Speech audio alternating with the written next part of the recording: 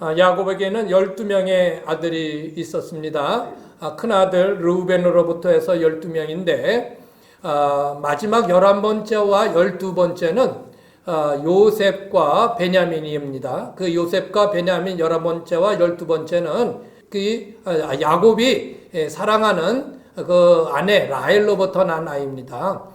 그래서 그런지 이 아버지 야곱은 이 요셉 11번째 요셉을 더 특별히 좀 아끼고 또 예뻐했습니다. 이제 그러다 보니까는 형들 사이에서는 이제 요셉이 미운털이 박힌 아이가 된 것입니다.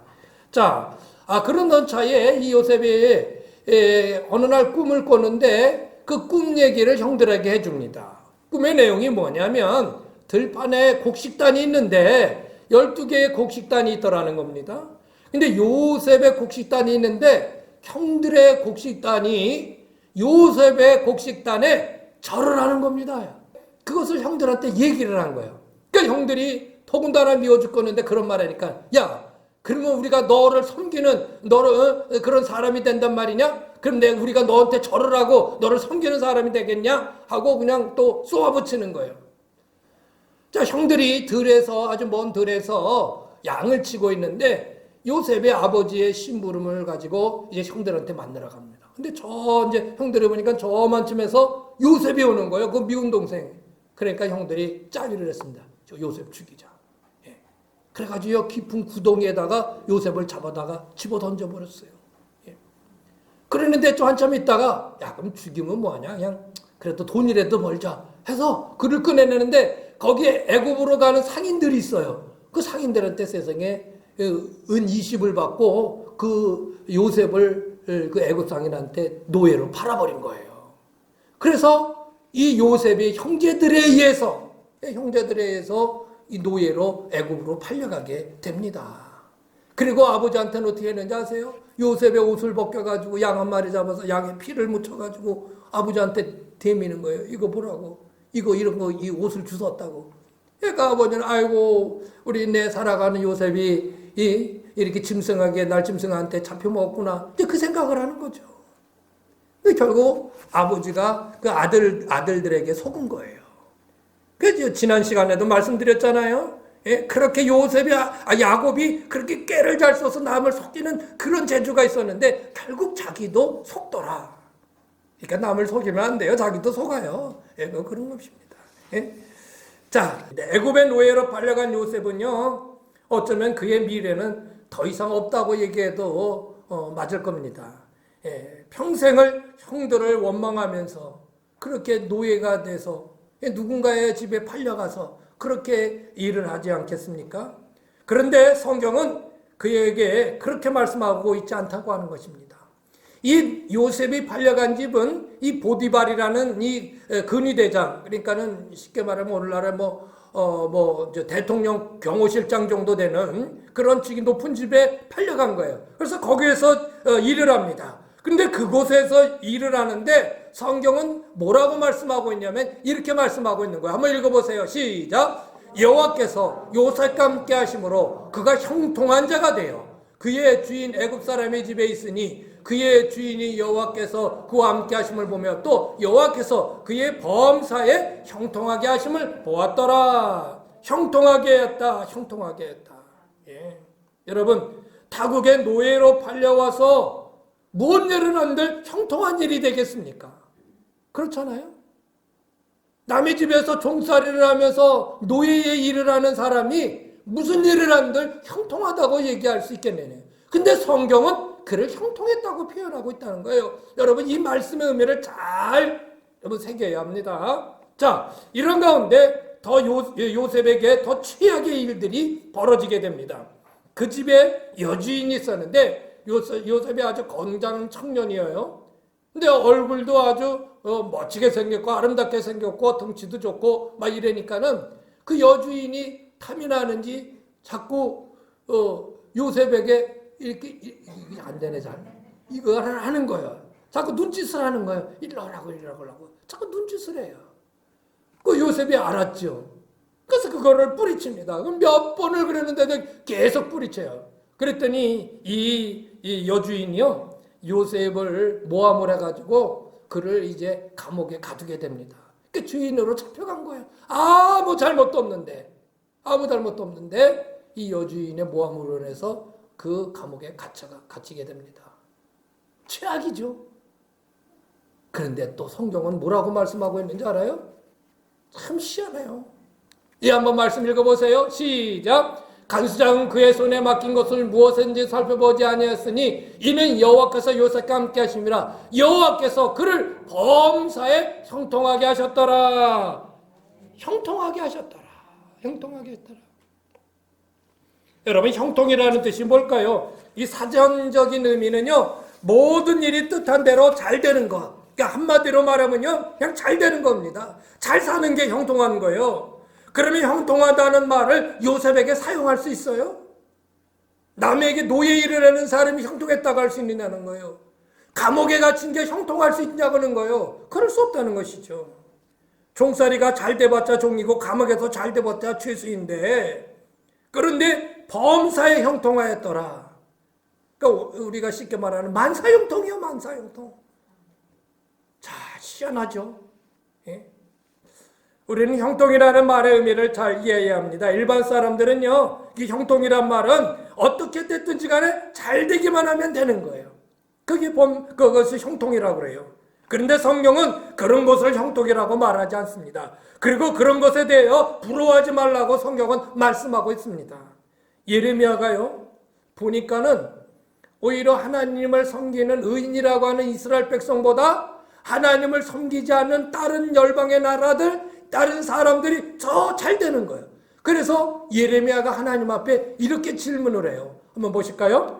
시작. 내가 주께 질문하옵나니 악한 자의 길이 형통하며 반역한 자가 다 평안하면 무슨 까닭입니까, 하나님? 왜 악한 자가 더 형통하고요, 반역한 자가 평안함을 누리는 이유는 도대체 뭡니까? 그 이상하단 말이에요. 그걸 예레미야가 하나님한테 질문을 하는 거예요. 그렇잖아요. 우리도 보면은 악한 사람은 망해야 정상인데 어떻게 보면 악한 사람이 더 잘 벌고, 예? 더 뭐 회사나 뭐 이런 기관에서 더 쑥쑥쑥 잘 올라가고, 누가 상사한테 막 이렇게 하면은 또 어떻게 잘 봐줘가지고 쑥 올라가고, 예? 그렇지 않습니까? 자, 세상 사람들이 어떻게 보면 악한 사람이 더 잘 되는 것처럼 보입니다. 그런데 성경은 뭐라고 그러는지 아세요? 잠언서의 말씀 보십시오. 시작. 너는 악인의 형통함을 부러워하지 말며 그와 함께 있으려고 하지도 말지어다. 그거 부러워하지 말라. 결국 최종적으로 판단하시는 이는 하나님이시니 하나님의 의로움을 바라보고 나가라는 겁니다. 여러분, 때로는 우리가 살면서 손해보는 것 같을 수도 있습니다. 그렇다고 이렇게 흔들리고 저렇게 흔들리지 마십시오. 하나님은 살아계시고 하나님은 의로우신 하나님이시고 하나님은 공평하게 심판하시는 하나님이십니다. 우리는 그걸 보고 나갈 수 있어야 되는 것입니다. 그러면 성경에서 말씀하고 있는 형통은 뭘까요? 한마디로 말하면 하나님과 함께 사는 것입니다. 따라해 보세요. 하나님과 함께 사는 것, 그것을 성경은 형통하다 그렇게 표현하고 있는 것입니다. 오늘 말씀에 보면요, 요셉이 형통했다고 하는 말씀 앞에는 반드시 여호와께서 요셉과 함께 하심으로, 요셉이 형통했다는 그 말씀 앞엔 하나님이 요셉과 함께 하셨다 그렇게 표현하고 있는 거예요. 하나님이 요셉과 함께 하셨다는 말은요, 요셉이 하나님과 함께 했다는 말과 같은 것입니다. 그러므로 그리스도인에게서 형통함이란 어디서든지 무슨 일을 하든지 하나님과 함께 사는 것, 그 자체를 말씀하고 있는 것입니다. 믿습니까? 형통의 의미를 우리는 바로 알아야 합니다. 세상적으로 잘 나가고 돈 많이 벌고 쭉쭉 올라가고 그거를 형통하다고 생각하지 마시고요, 하나님과 함께 사는 것, 그게 형통이래요. 그렇게 사시겠습니까? 그 형통함을, 그걸 형통으로 믿고 사실 수 있겠습니까? 그렇게 살면 때로는 어려울 텐데요. 때로는 가난할 수도 있고요. 때로는 남들보다 처질 수도 있는데 그렇게 사시렵니까? 벌써 이게 아까보다 아멘이 작아졌잖아요. 이게 벌써. 실제로 현실의 삶에서는 그 쉽지 않을 수 있어요. 예. 내가 조금만 생각을 잘해서 좀 하면 딱 올라갈 수 있는데 그게 올바른 게 아닌데. 그런 게 아닌데. 예.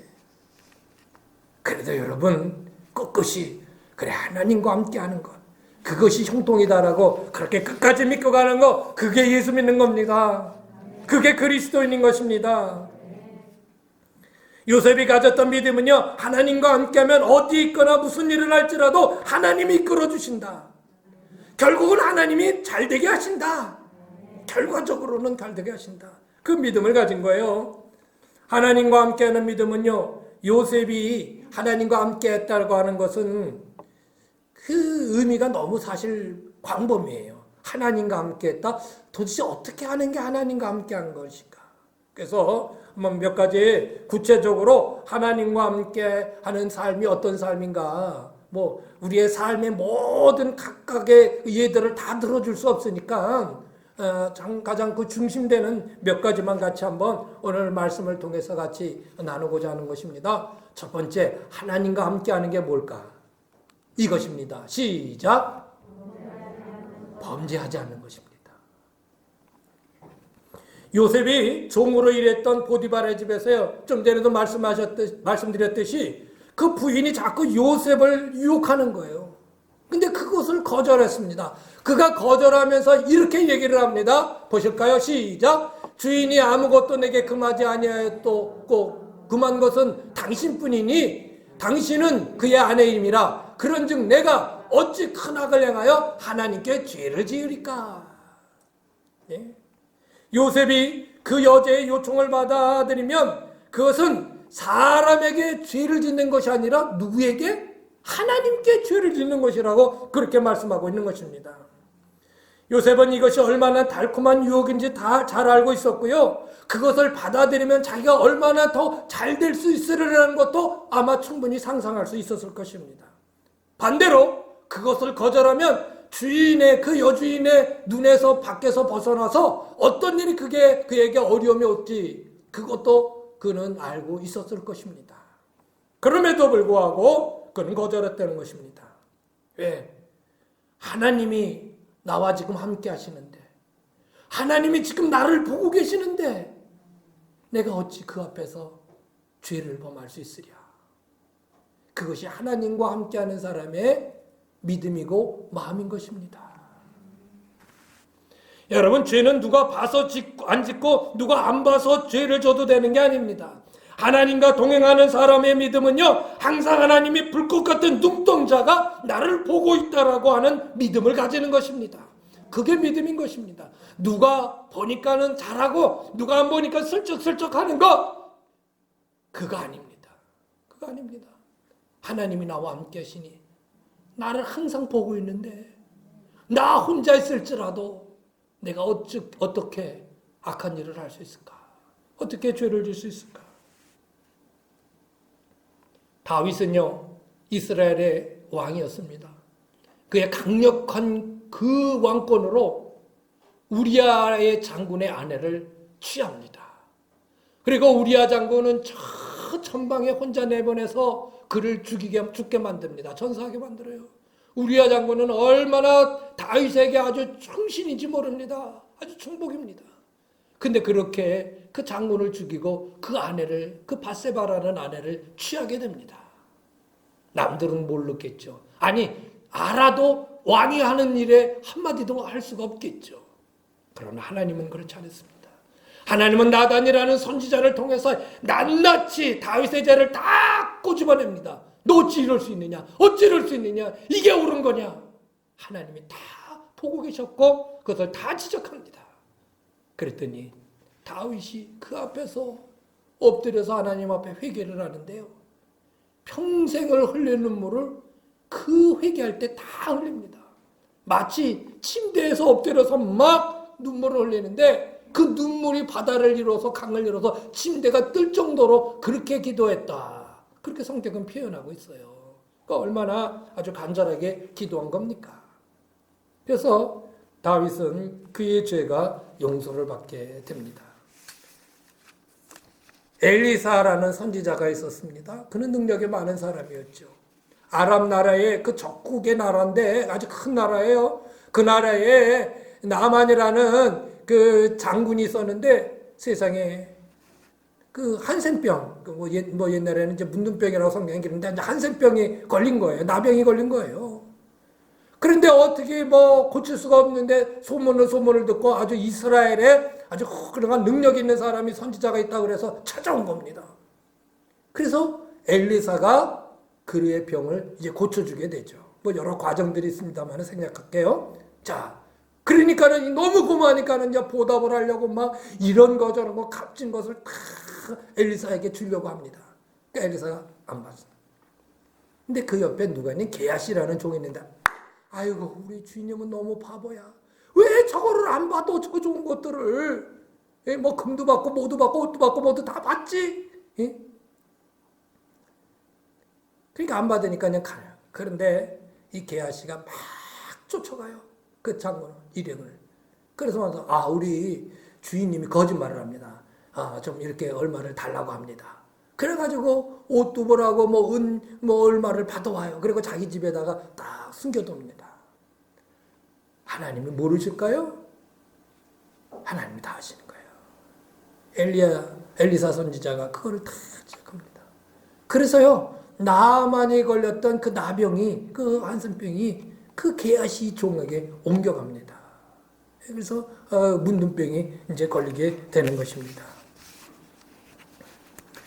여러분, 하나님은 우리의 모든 것들을 정확하게 다 세고 계시고 보고 계십니다. 그래서 예수님은 우리에 대해서 얼마나 정확하게 파악하고 계시는지 우리의 머리털까지도 세고 계시는 하나님이시라는 거예요. 쉽게 말하면요, 어젯밤은 105,442개의 머리털이었는데 하룻밤 잡는다 그러니까 104,222개, 116개가 빠졌더라. 이렇게 많은지 모르겠어요, 지금 제가 계산이. 그렇게까지도 세밀하게 우리를 다 보고 계시는 그 하나님 앞에서 우리가 어떻게 범죄할 수 있습니까? 범죄할 수 없습니다.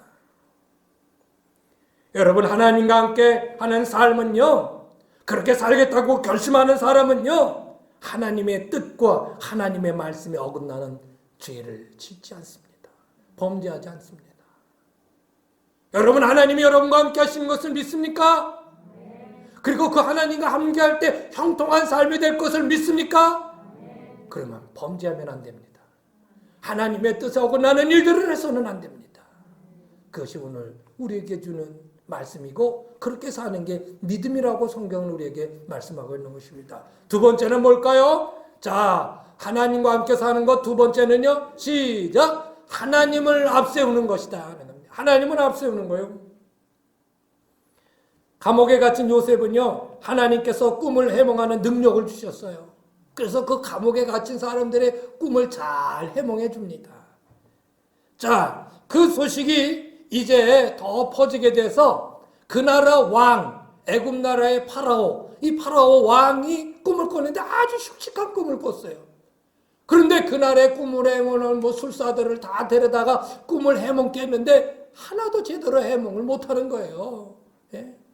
그런데 소문이 들려오는데 그 감옥에 갇힌 그 요셉이 꿈을 잘 해몽하다라는 겁니다. 자, 그를 불렀습니다. 그리고 그에게 그 꿈을 해몽할 수 있느냐고 묻습니다. 자, 그랬을 때 요셉이 이렇게 대답합니다. 시작! 요셉이 바로에게 대답하여 이르되 내가 아니라 하나님께서 바로에게 편안한 대답을 하시리이다. 아멘. 네가 내 꿈을 해몽할 수 있느냐? 물었더니 아닙니다. 바로 왕이요. 제가 하는 게 아니라 하나님께서 하십니다. 하나님께서 하십니다. 그럼요. 할 수 있죠? 아니에요. 하나님께서 하십니다.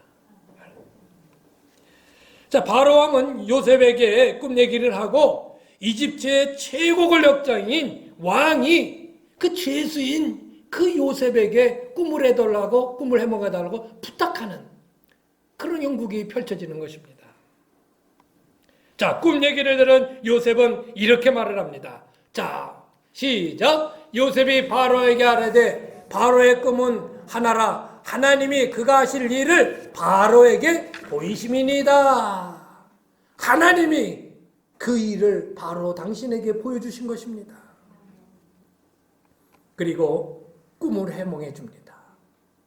자, 꿈의 해몽을 들은 바로 왕이 박수를 치면서 야, 정말로는 하나님이 내게 정말 뛰어난 명철과 지혜를 주셨구나 하면서 하나님을, 요셉이 섬기는 하나님을 찬양하는 일이 벌어지게 됩니다. 바로 왕은요, 이방인의 왕입니다. 애굽 나라 이집트의 왕이에요. 이집트의 파라오예요. 그런데 자기가, 그들은 전통적으로 태양신을 섬기고 다른 신들을 섬깁니다. 그런데 요셉이 섬기는 하나님, 야, 내 하나님이 대단하시구나 하고 하나님을 찬양하는 일이 벌어지게 된 것입니다. 요셉과 함께한 사람들은요, 모두 그를 통해서 하나님이 함께하심을 보게 됩니다. 종살이 할 때 그 집 주인이었던 보디발이 그랬고요, 감옥살이 할 때 간수장이 그랬고요, 이제는 애굽의 왕이 그랬습니다. 어떻게 이들은 하나님이 함께하시는 모습을 볼 수 있었겠느냐는 거예요. 요셉이 활동하는 그 모습을 보면서 하나님이 그와 함께하시는 것을 어떻게 볼 수 있었냐는 것입니다. 요셉은 어디 가든지 하나님을 앞세웠습니다. 하나님을 앞세웠습니다. 그러므로 그의 모든 일들에는 하나님의 모습이 나타나게 되었던 것입니다. 요셉은 하나님이 함께 하시면 어떤 일이든지 최선의 결과를 가져올 것이라고 생각을 했던 것입니다. 그리고 그 결과라서 하나님을 보여주게 된 것이죠. 로마서 8장 28절 시작. 우리가 알거니와 하나님을 사랑하는 자 곧 그의 뜻대로 부르심을 입은 자들에게는 모든 것이 합력하여 선을 이룹니다. 하나님과 함께하면 결국은 모든 것들이 합력해서 하나님의 선을 이루는, 내게 선을 이루는 일들로 나타나게 해주신다. 예. 하나님과 함께하면. 때로는 지금은 일이 꼬이는 것 같기도 하고 힘들어서 그냥 진짜 일어나기도 어려울 정도의 그런 어려움이라고 느껴질 때도 있어요. 그러나 결국은 그것들이 오히려 합력하는 일이 돼서 하나님의 선을 이루는 쪽으로 그 일을 바꿔주신다. 예. 그러니 여러분 지금 손해보는 것 같다고 너무 좌절하지 마십시오. 예. 결국은 하나님께서 모든 것을 선을 이루는 일들로 바꿔주시게 될 것입니다. 하나님과 함께하는 사람은 모든 일을 먼저 하나님을 앞세워 하는 것입니다. 하나님을 앞세운다는 것은 내 의지대로 하는 것이 아니라 하나님의 뜻을 쫓아 따라가는 것을 말하는 것입니다. 내 마음대로 해놓고 하나님 따라오세요, 따라오세요. 이게 아니에요. 하나님, 이 길이 이런 길인데 하나님 먼저 가시옵소서. 제가 하나님이 뜻하시는 대로 제가 따라가겠습니다. 이 길에 하나님 최선의 길이 뭔지 하나님께서 먼저 행하십시오. 제가 그 길을 따르겠습니다. 그게 믿음이란 말이에요. 그게 믿음이에요. 예. 그것이 하나님과 함께하는 사람들의 모습인 것이죠. 절대로 내 마음대로 해놓고 하나님의 뜻대로 했다고 말하지 마십시오. 예. 절대로 내 마음대로 살라고 어찌 그럴 수 있느냐고 얘기하지 마십시오. 자기 마음대로 제 고집대로, 예? 자기 뜻대로, 하나님의 뜻은 정반대로 살아가면서 어찌 그럴 수 있느냐고요? 어찌 그럴 수 있냐고? 그럼 왜 내가 너를 이끌었는데 왜 나를 따라오질 않느냐? 하나님 그렇게 말씀하시잖아요. 예? 그래서 하나님과 함께하는 사람은요, 하나님을 먼저 앞세우고 나가는 사람들인 것입니다. 그럴 때 모든 일어나는 일을 통해서 하나님을 모든 사람이 볼 수 있게 되는 것이죠. 여러분을 통해 하나님의 모습이 보여지십니까? 어떻게 이렇게 아멘이 그냥 땅으로 그냥 꺼져 들어가요? 예? 여러분의 삶을 통하여 하나님이 이렇게 살아계시다는 모습을 지금 보여주고 있느냐 말이에요. 있느냐 말이에요. 그런 사람이 되라는 것이죠. 그런 사람이 되라는 거예요. 마지막은 뭘까요? 시작. 하나님의 관점에서 해석하는 겁니다. 누구의 관점에서요? 하나님의 관점에서 해석하는 겁니다. 요셉은요, 애국왕 바로의 꿈을 해석해 주었는데 그 꿈의 해석은 이렇습니다. 7년 동안은 엄청나게 풍년이 이를 거라는 거죠. 그런데 7년 후에는 그 7년 동안은 엄청난 또 흉년이, 그러니까 7년의 풍년과 7년의 흉년이 이어진다는 것입니다. 그것을 해몽을 해준 거니까 맞다. 그러면 어떻게 해야 되느냐. 그러니까 요셉이 얘기합니다. 그럼 7년의 풍년 동안에 아주 열심히 창고를 져서 아주 많은 그 양식들을 비축해 놓으라는 거죠. 그래가지고 그 말을 옳게 들어가지고요, 이 요셉을 그 모든 것을 관장하는 그 나라의 총리로 세웁니다. 총리로 세워요. 그러니까요, 하루아침에 이 죄인에서, 죄수에서 그 나라의 총리가 되는 엄청난 일이 벌어진 것입니다. 예, 완전히 그냥 신분 상승을 한 것이죠. 그냥 퍽 뛴 것이죠. 여러분, 이것은 하나님이 이스라엘 구원의 역사를 위한 특별한 케이스이지요. 모두 다 이렇게 될 수 있는 일은 아닙니다. 예? 나도 그렇게 하루아침에 대박을 노려보려는 생각은 전혀 성경적이지 않습니다.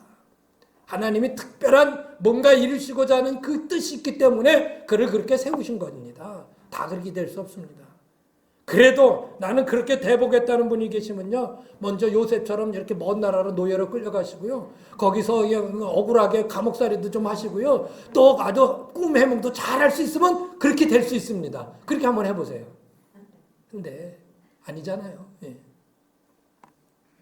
자, 어떻든 요셉의 말대로 7년의 대풍년이 지나고 드디어 7년의 대흉년이 시작되었습니다. 애굽은 요셉의 말대로 잘 준비를 해놓았기 때문에 아무 걱정이 없었습니다. 근데 그 주변 나라들은 흉년이 일어나니까 7년 동안의 흉년이니 어떻겠습니까? 그냥 다 죽는 거예요, 죽는 거. 자, 그런데 이스라엘에 사는 그 요셉의 아버지 야곱과 그의 형들도 이 흉년을 그대로 맞이했습니다. 그러니까 할 수 없이 이제 애굽으로 이 양식을 이제 사러 온 겁니다. 그 형들이. 근데 그것을 모두 관장하는 총리가 된 이 요셉 앞에 무릎을 탁 꿇은 거예요. 예. 저 어린이 이렇게 저렇게 해서 양식을 좀 구해러 왔다고. 요셉이 딱 보니까 누구요? 그게 형들이잖아요. 근데 형들은 몰라요. 자기들이 팔은 그 요셉이 죽일래다가 말고 그냥 노예로 팔은 그 자기 동생, 11번째 자기 동생이라는 걸 몰랐지요. 상상도 못하지요. 나중에 이런 일 저런 일 이후에 그 형들한테 고개를 들으시라고. 내가 요셉입니다. 네, 요셉입니다. 그 형들은 어떻게 됐을까요?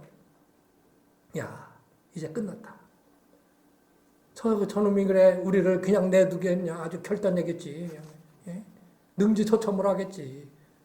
그렇잖아요. 얼마나 우리들을 미워할 텐데 그냥 내버려 두겠냐. 예?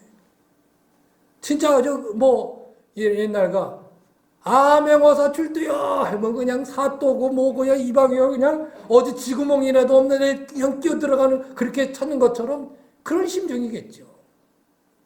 그런데 여러분, 요셉의 입에서 참으로 놀라운 말이 나옵니다. 요셉은 참 여러 번 우리를 놀랍게 해줘요. 지금 참으로 놀라운 말이 나와요. 형들이라고 했어요. 내 이놈들 그랬겠죠. 근데 그러지 않고 놀라운 말이 나오는데 뭐라고 나오는지 아세요? 읽어보실까요? 자, 창세기 45장 4절에서 5절의 말씀 시작. 요셉이 형들에게 이르되 내게로 가까이 오소서. 그들이 가까이 가니 이르되 나는 당신들의 아우 요셉이니 당신들이 애굽의 판자라. 여기까지만 하면은 이거 큰일 났어요. 여기까지만, 당신들이 나를 애굽에 판 그 요셉이 맞습니다. 큰일 났죠? 그런데 5절 보십시오. 자, 시작. 당신들이 나를 이곳에 팔았다고 해서 근심하지 마세요. 한탄하지 마세요. 계속해서요. 하나님이 생명을 구원하시려고 나를 당신들보다 먼저 보내셨습니다. 야, 근심하고 걱정하지 마세요. 한탄하지 마세요. 이때를 위하여, 당신들의 생명을 보존케 하기 위하여, 이때를 위하여 하나님이 저를 먼저 보내신 거예요. 그러니까 형들, 너무 두려워하고 무서워하지 마세요. 그렇게 얘기를 합니다. 아무 염려하지 말라는 것이죠. 이것이 바로 하나님과 함께하는 사람의 모습인 것입니다. 그리스도인은 이런 시각이 필요한 것입니다. 이 세상의 모든 역사는 하나님의 손에 달려있는 것입니다. 세상을 만들 때부터 세상의 종말의 때까지, 세상이 다 끝날 때까지 모든 역사는 하나님이 주관하십니다.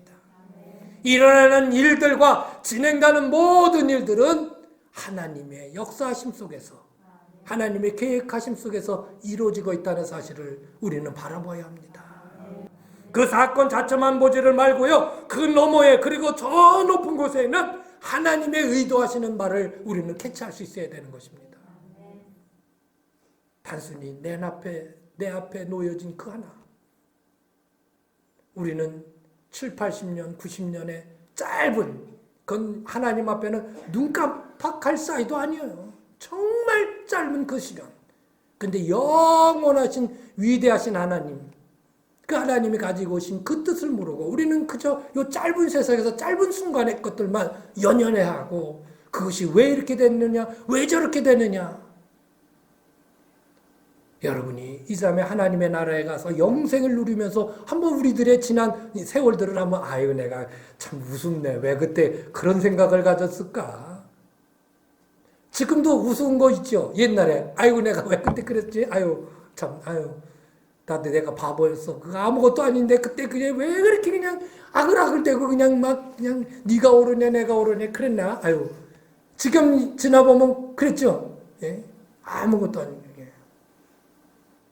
여러분, 하나님의 나라에 가서 우리들의 지난 살아온 일들을 쫙 이렇게 정말 파노라마처럼 쭉 펼쳐진 것을 보세요. 아, 그때 왜 내가 저게 세상에 없고 그냥 저게 단지를 알고 내가 왜 저렇게 욕심을 부렸을까? 그런 거죠. 예. 여러분, 이것은요, 하나님의 절대 주권을 인정하는 믿음 속에서만 나올 수 있어요. 하나님의 절대 주권. 모든 것의 주권은 하나님께 달려있다. 이거를 인정하지 못하면 끊임없이 내 안에 일어나는 의문과 질문과 의심과 또 불만, 이런 것들이 나와요. 그런데 하나님의 절대 주권을 인정할 수 있으면, 네, 하나님, 그게 하나님의 뜻이군요. 그리고 받아들일 수 있게 되는 것이죠. 그런 것입니다. 여러분, 더 높은 하나님의 관점에서 모든 일을 바라보시길 바랍니다. 예. 요셉은 그랬어요. 아니에요, 형님들 걱정하지 마세요. 내가 이곳에 오게 된 거는 형님들이 그런 게 아니에요. 결국 하나님께서 구원을 이루시기 위해요, 나를 먼저 이곳에 보내신 거예요. 염려하지 마세요. 걱정하지 마세요. 이것이 하나님과 함께하는 사람의 믿음인 것입니다. 결국 하나님께서 하셨습니다. 하나님께서 이렇게 하신 것입니다. 라고 인정하는 것이죠. 말씀을 맺습니다. 오늘 요셉의 삶을 통해서 그가 가졌던 믿음이 무엇인지를 우리 같이 보았습니다. 요셉은 철저히 하나님과 함께하는 사람이었습니다. 그러므로 믿음이란 어디 있든지 무엇을 하든지 하나님과 함께 사는 것입니다. 그럼 하나님과 함께 사는 게 뭘까요? 범죄하지 않는 것입니다. 남들이 보든 안 보든 나와 함께 하신 하나님이 늘 보고 계신데 그 앞에 내가 어떻게 하나님의 뜻을 어긋난 그런 범죄한 일들을 행할 수 있을까? 그것이 바로 하나님과 함께하는 사람들의 모습입니다. 무엇일까요? 두 번째는 무슨 일을 하든지 하나님을 앞세우고 나가는 겁니다. 그리고 철저히 하나님의 뜻을 쫓아 따라가는 겁니다. 그래서 나타나는 결과들을 통하여 하나님의 모습이 드러나게 되는 것이죠. 내 뜻대로 가놓고 하나님이 영광을 가리는 일들이 돼서는 안 되는 것입니다. 마지막은 뭐였을까요? 하나님의 관점에서 모든 일을 해석하는 것이고요. 그러기 위해서는 하나님의 절대 주권을 인정하고 따라야 하는 것입니다. 그래야 하나님께서 하셨군요 라고 고백할 수 있게 되는 것입니다. 여러분의 삶에 하나님과 늘 동행하시고 함께 하시는 형통한 삶이 이루어지시기를 주의 이름으로 축원합니다.